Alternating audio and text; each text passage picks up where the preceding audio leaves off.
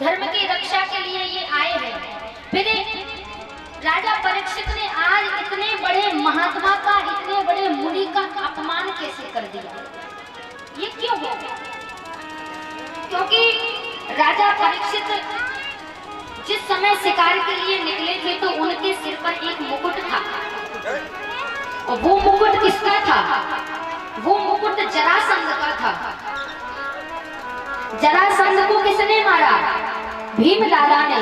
जब भीमदादा ने जरासंध को मारा, जरासंध को मार करके भीमदादा वो मुकुट जरासंध के सिर से उतार करके लेकर के आए और अपने राजघराने में ला करके वो मुकुट को, आज उसी मुकुट को उठा करके राजा परीक्षित ने अपने सिर पर धारण कर लिया।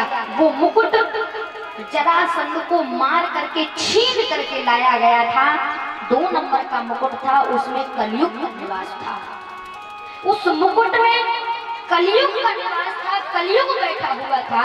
जैसे ही राजा परीक्षित ने उस मुकुट को सिर पर धारण किया तो आज राजा परीक्षित के सिर पर मुकुट भी लगा है, मुकुट के साथ साथ उनके सिर पर कलयुग बैठा है। कलयुग जैसे राजा परीक्षित की बुद्धि को चला रहा है, राजा परीक्षित की बुद्धि वैसे ही चल रही थी और कलयुग की चपेट में आकर के आज राजा परीक्षित से समीप मुनि का अपमान हो गया। और उसी कारण आज राजा परीक्षित को श्राप।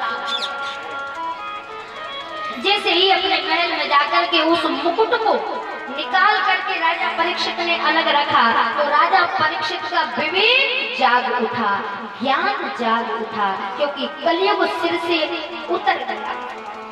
विवेक जागा, मन में विचार किया मुझसे कोई आज अनहोनी हो गई है, क्या हो गई है? लगता है अवश्य ही मेरे पास कोई सूचना आने वाली है, मुझसे कोई अपराध हो गया है, मेरे से किसी का अपमान हो गया है। आज ये सोच ही रहे राजा परीक्षित। इतने में समीप मुनि के भेजे हुए शिष्य वहां पर पहुंच जाते हैं। डार नाग ऋषि कंठ में नृपने कीनो पाप होनहार हो कर रही सो संगी दीनो श्राप। संगी ऋषि ने वो श्राप दिया तो वो श्राप लग गया। समीप मुनि ने शिष्यों को भेजा, इतना सोच ही रहे थे कि कोई अपराध हो गया है, आज मुझसे कोई पाप हो गया है। छोटा छोटा मोटा नहीं, आज लगता है कि जीवन में मैंने आज बहुत बड़ा पाप कर दिया है। सोच ही रहे थे, इतने में महाराज वहां पर समीप मुनि के भेजे हुए शिष्य आ जाते हैं। राजा परीक्षित को दंडवत प्रणाम करके और कहते हैं महाराज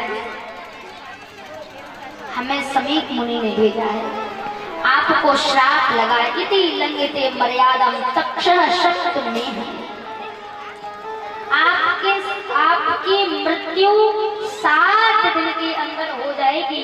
आपके पास सिर्फ 7 दिन है, आप अपने 7 दिन के अंदर ही अपनी मुक्ति का साधन बना लें। इतना कह करके समीप मुनि के शिष्य वापस लौट जाते हैं।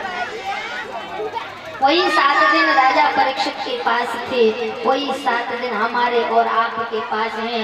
यही 7 दिन में राजा परीक्षित ने अपना कल्याण कर लिया था।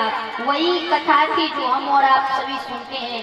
राजा परीक्षित का कल्याण हो गया था, हमारा और आपका कल्याण क्यों नहीं होता? हम करते क्या है इन 7 दिनों में? इन 7 दिनों में